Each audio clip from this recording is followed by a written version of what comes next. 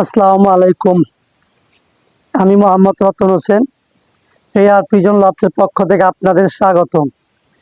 আজকে আলহামদুলিল্লাহ একটা যে বিষয় নিয়ে কথা বলতে আসলাম, বিষয়টা হইলো যে এখন প্রতিটা কবুতরের দোকানে কাঁচা রেজা দেখা গেছে, সবুজ রেজা। এই সবুজ রেজাটা কিন্তু সম্পূর্ণ কাঁচা। এখন নতুন সিজনে রেজাটাও নতুন।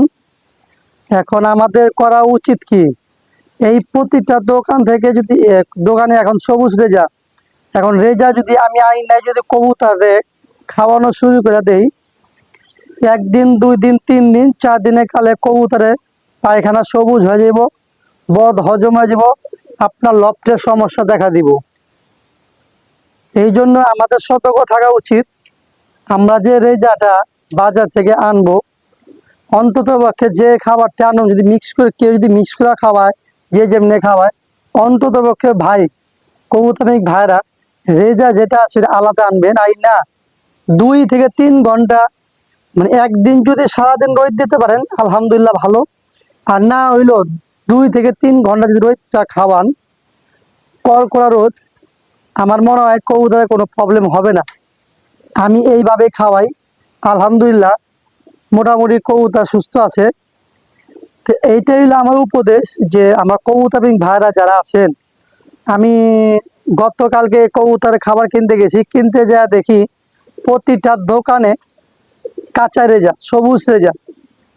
জিজ্ঞেস করলাম যে ভাই নতুন রেজা কেন, পুরান রেজা নাই? উনি পোস্ট বললো আমারে যে ভাই এখন তো নতুন রেজা সিজন, এখন তো পুরান রেজা সহজে পাওয়া যায় না, কুচিতে পাওয়া যায়।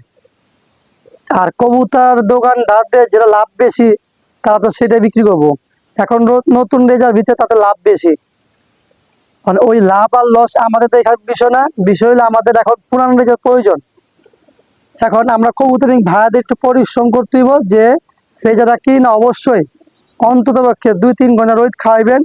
তারপরে আপনারা যদি খাবারের সাথে মিক্স করেন, যেমনি মন চা আপনার কোথাও খেতে পারেন, তাহলে আপনার লবটা ভালো থাকবে ইনশাল্লাহ। আর এখন মেঘ বৃষ্টির দিন সামনে, কবুতর খাবার যে যেটা নিবেন, ভুট্টা ভাঙ্গা যে খাওয়ায়, অবশ্যই ভুট্টা ভাঙ্গাও দেখা নিবেন। অনেক সময় ভুট্টা ভাঙাবি আপনি ফাঁকুমটা দেখা দেয়, এটি দেখা নিবেন। তো আলহামদুলিল্লাহ এটি যদি দেখা আপনি, আমরা যদি কবুতর দেখা খাওয়াই, অবশ্যই কবুতর ভালো থাকবো, সুস্থ থাকবো। আর আমাদের পেজটারে শেয়ার দিবেন, লাইক দিবেন, কমেন্ট করবেন। আজকে বিষয় ছিল রেজার বিষয়, এই জন্য আজকে নতুন ভিডিওটা বানার উদ্দেশ্য।